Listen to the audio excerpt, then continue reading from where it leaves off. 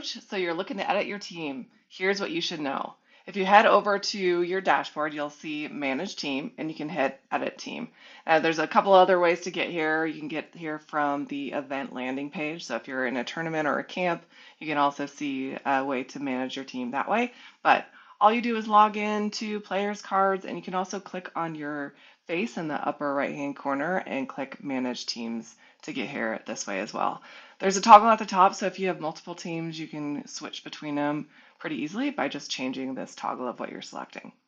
All right, so here's your team details. Change your sport, change your team name, change any banner that you want to have, and your icon. You can even generate an AI avatar for your team just by typing in some descriptive name about your team and then hitting generate. Change your team colors. If you want to choose a color from your logo, you can use the little eyedrop picker and then find your logo after you upload it and choose a color that way as well. All right, let me delete that color I just added.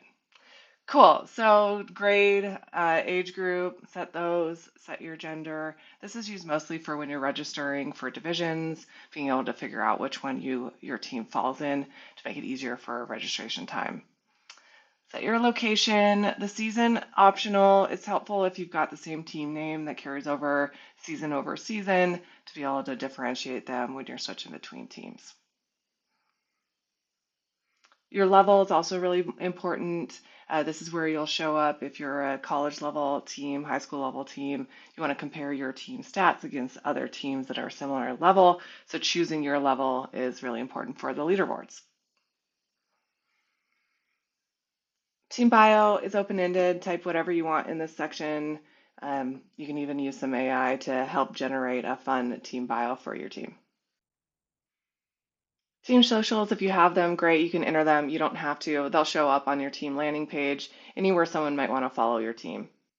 Team roles, this is important, especially if you want to allow people to have access to certain parts of your team, maybe uploading stats, being able to indicate live stream for video of games, taking stats, all of that will be set right here. So what you do after you add someone, so you can type their email address, so I'll just type one, test@test.com, just to show you guys. And once you select that new user, a new section pops up for that user, and then you can choose what their role is going to be. So maybe this is my social leader. They're also SID. You can have multiple. Coaches, same idea, and we'll have the ability to change the coach title. So add your assistant coaches here as well, even though we've got this assistant coach up above here. Add them down under modify coaches, and that way you can give them all the privileges of being a coach. Your team should be connected to an organization if you want to do things like fundraisers or you want to run your own tournaments or camps, maybe some skills clinics for people to come and be a part of. So you can connect or change your organization at any time. And the organization is going to manage what are the payment settings. Do you have Stripe to have automatic payments come right into your bank account? Do you want to accept Venmo? You can even accept crypto. So this is where you would change or modify that organization. The win-loss record will automatically update when you update stats and you set the final score. But if for whatever reason it is off, you can come in here and click edit. You can change the win-loss, even some ties, and hit save, and that'll change what is displayed on your team landing page. So stats are really fun, and especially a big part of the leaderboards. They help your team all have those dynamic living player cards. So when they toggle the back of their card over, they'll have the latest stats if you're updating your team stats. We have a whole nother video on how to manage team stats, which I'll talk about later. But if you haven't set up your team yet and you want to get your roster up and going, actually uploading stats is a great way to populate your players.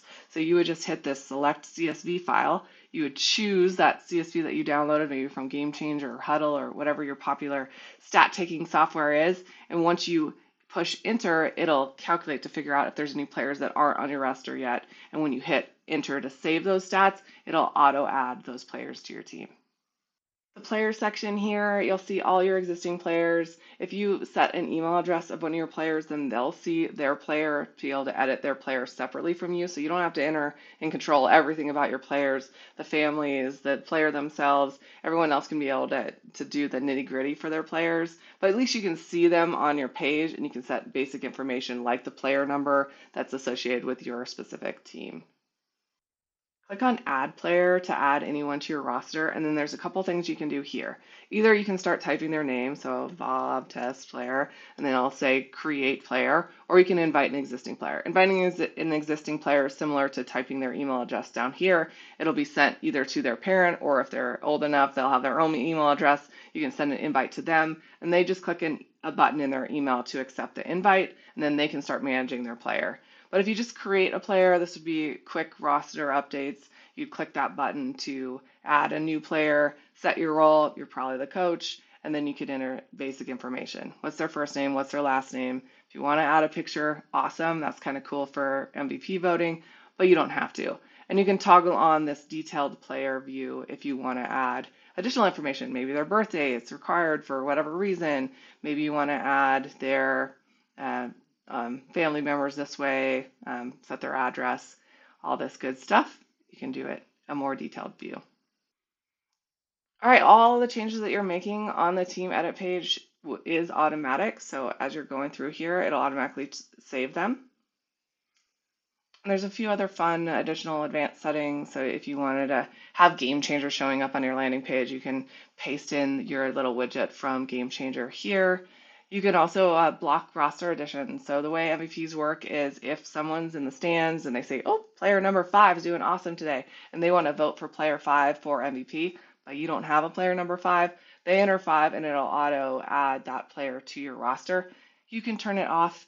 Even if they do add a new player, you see a kind of a warning when you log into your page that says, is this player part of your team? And you can decline it that way. So I usually tell teams to turn this on so that you can always say no later. If you want to set a custom domain for your team landing page, you can do that here. Maybe you want backcountry.com for your backcountry ballers over here, in which case you buy that domain name or buy it from us, and then we'll connect it so that when someone visits that domain name, it goes right to your team landing page. That's it for configurations. Let me show you guys what a team landing page looks like. So here's our team landing page for the team I was just sharing with you. You can see all the players on the team. You can see their win-loss record, what camps or tournaments they're participating in, even be able to click over and view more about them. Their upcoming games, recent games.